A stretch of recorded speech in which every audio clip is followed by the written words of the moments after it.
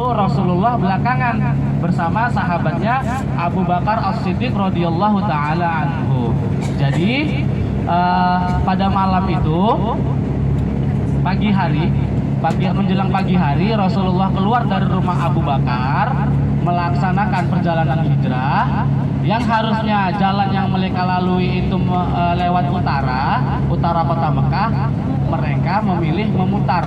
Untuk apa kemarin yang saya katakan? Untuk menghindari kejaran daripada para pelacak jejak dari kaum kafir Quraisy. Memerintahkan kepada Rasulullah SAW untuk berhenti bersembunyi di Jabal Tur, di Ghor Tur, di Gua Tur. Jadi Bapak Ibu sekalian, Gua Tur itu sendiri jaraknya tidak jauh dari Masjidil Haram, sekitar 6 atau 7 km dari Masjidil Haram.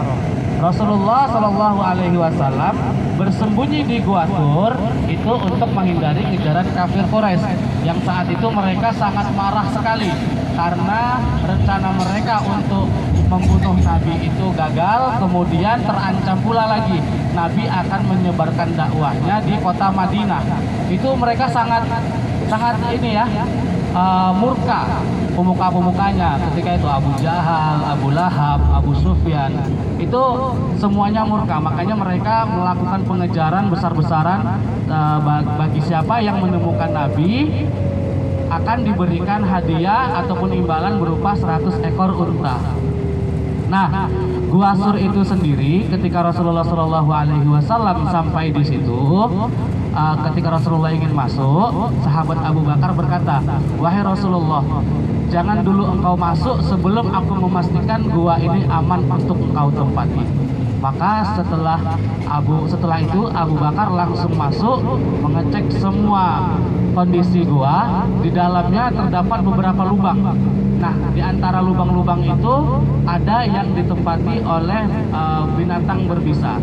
Kemudian Abu Bakar As-Siddiq merobek beberapa bagian daripada pakaiannya untuk menutup lubang-lubang tersebut dan juga menutupinya beberapa dengan batu yang ada di sekitar gua tersebut. Kemudian setelah dipastikan aman oleh Abu Bakar As-Siddiq, dipersilakanlah Rasulullah SAW untuk masuk. Maka mereka berdua bersembunyi beristirahat di Gua Sur tersebut.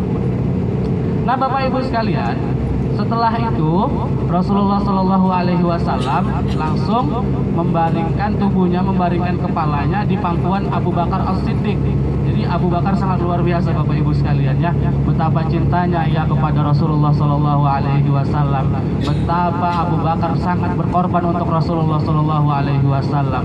Dia rela terjaga sepanjang hari, dia rela kakinya ataupun bagian tubuhnya dijadikan sandaran oleh Rasulullah SAW hanya semata untuk kenyamanan Rasulullah SAW. Ini yang patut kita teladani daripada Abu Bakar As-Siddiq. Betapa ia percaya kepada Rasulullah, betapa ia sangat mencintai Rasulullah SAW. Nah, ketika Rasulullah tertidur, Abu Bakar bertekad dia tidak ingin mengganggu tidur Rasulullah. Dia tidak ingin membuat Rasulullah SAW terbangun dari tidurnya. Maka apapun yang terjadi, dia tidak akan bergerak dari tempatnya semula, Bapak Ibu sekalian. Kemudian setelah itu keluarlah binatang berbisa dari salah satu lubang yang tidak tertutupi. Jadi ada beberapa lubang yang tertutupi dan ada juga yang tidak tertutup. Dan kebetulan pula di dalam lubang yang tidak tertutup itu ada binatang berbisanya. Kemudian Abu Bakar menutup lubang itu dengan tumitnya, dengan ujung bagian kakinya. Maka secara otomatis binatang itu langsung menyengat bagian kaki dari Abu Bakar. Tidak bisa kita bayangkan ya Bapak Ibu sekalian ya, betapa sakitnya yang dirasakan oleh Abu Bakar As-Siddiq ketika binatang berbisa itu menyengat kakinya. Bahkan dikisahkan dalam sebuah riwayat Abu Bakar As-Siddiq menahan sakit daripada gigitan binatang berbisa itu sampai keluar air matanya, menangis, menggigil, sampai mendemam badannya Bapak Ibu sekalian. Subhanallah. Kemudian setelah digigit, Abu Bakar menahan rasa sakit yang ditimbulkan daripada gigitan itu. Bergetarlah badannya, jatuhlah air matanya ke pipi Rasulullah Shallallahu Alaihi Wasallam, sehingga hal itu membuat Rasulullah terbangun dan melihat Abu Bakar sudah menggigil, sudah kesakitan. Kemudian Rasulullah berkata, "Wahai Abu Bakar, apakah gerangan yang membuatmu sampai seperti ini?" Ya Rasulullah, Abu Bakar berkata, "Wahai Rasulullah, saya tidak ingin membangunkan tidur engkau ya Rasulullah. Saya tidak ingin mengganggu tidur pulasmu ya Rasulullah. Maka saya tahan rasa sakit daripada gigitan binatang berbisa ini ya Rasulullah." Rasulullah Shallallahu Alaihi Wasallam kemudian setelah itu langsung mengoleskan air liurnya ataupun ludahnya ke bagian yang digigit oleh binatang berbisa tadi di kaki Abu Bakar. Masya Allah tabarakallah, dengan sendirinya seketika langsung hilang rasa sakitnya, langsung hilang bekasnya. Dari sini bisa kita ambil pelajaran Bapak Ibu sekalian, betapa mukjizat yang ada pada Rasulullah Shallallahu Alaihi Wasallam.